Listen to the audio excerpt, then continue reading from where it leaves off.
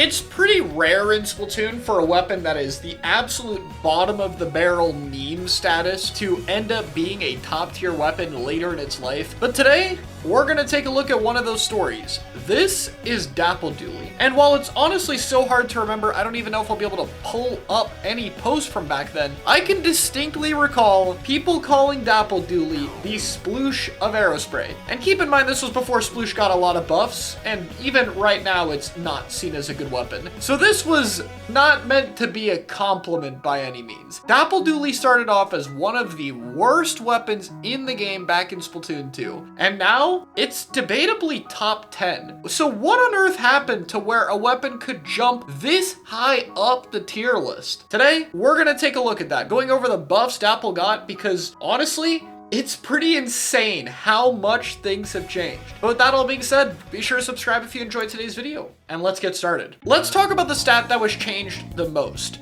the N lag of Dapple dualies. And the numbers on this are just insane. So Dapple dualie's old dodge roll N lag used to be 40 frames, which is not only insanely long in its own right, that's 2/3 of a second, but it was actually the exact same speed as dualies at the time before it got buffed, despite the fact that dualie has, much more range and is supposed to be a bit slower. This was buffed in 1.4 by 8 frames, which is already a significant decrease in speed, something dualies already got, by the way. 8 frames is larger than pretty much any other buff in this game's history. But later, in Splatoon 3 version 3.1, it was buffed again from 32 to 28 frames, meaning the total difference is 12 frames, more than 1/6 of a second. In a game this fast, that is an incredibly long time. And keep in mind, this is the time before you can do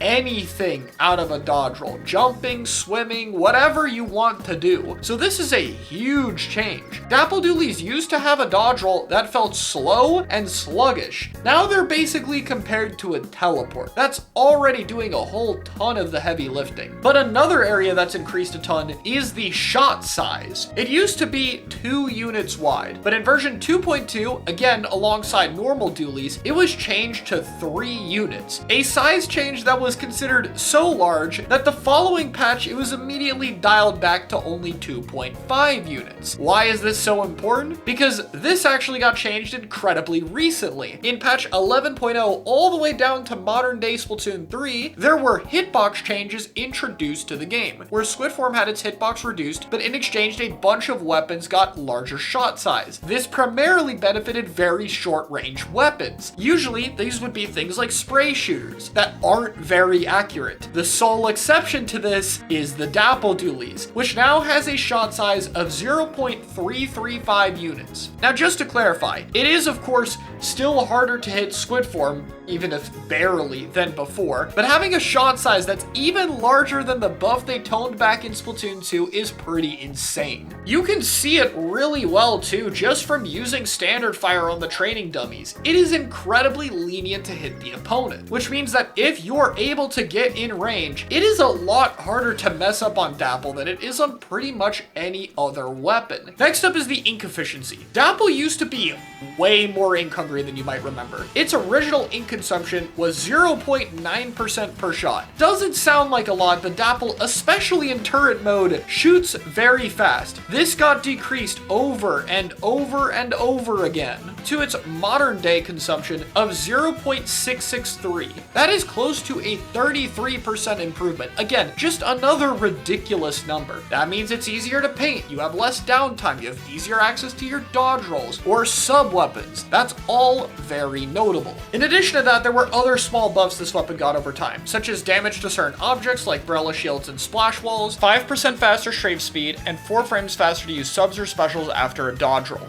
Painting slightly better, getting its specials slightly cheaper on a few weapon kits that we'll get into in a second, but there's one more large buff here. In version 9.3.0, Dapple benefited from the 3% extra range and shot velocity change. This meant that Dapple dualies a weapon with pathetically little range got more range. Obviously, the weapon's range is very short, but this is an aspect that's so extreme on the weapon to where even a marginal increase in this is notable. This helps your kill range, it helps your painting range, and it in general makes the weapon a lot more flexible. So as you can see, Dapple's stats got a monumental improvement. This weapon became a beast in close range that is extremely hard to pin down compared to a sluggish, moderately hitting weapon that it used to be. But that's not the full story. In Splatoon 2, Dapple dualies got some of the worst kits in the entire game. We have Beacon and Suction Bomb Launcher, a supportive special, and a sub that it can barely use. Without Bomb Launcher, it has no way to deal with its range disadvantage. Toxic Mist and Inkstorm. Mist, another sub that barely helps with its range disadvantage, and Inkstorm, an overall mediocre special that doesn't have great synergy with Dapple dualies. And finally, the third kit, Torpedo and Splashdown. For once, we got a real sub-weapon that could be useful for this thing, and it was immediately ruined by getting a Splashdown. One of the worst specials in Splatoon 2 due to how easily people could shoot it out of the sky at higher ranks. And in Splatoon 3, the luck didn't seem to get any better. We got Beacon and Cooler, a kit that helps you with your range even less, and Torpedo and Reef Slider, which again, seemed like a good sub, but a repeat of Splashdown, as on launch, Reef Slider was one of the worst specials in the game,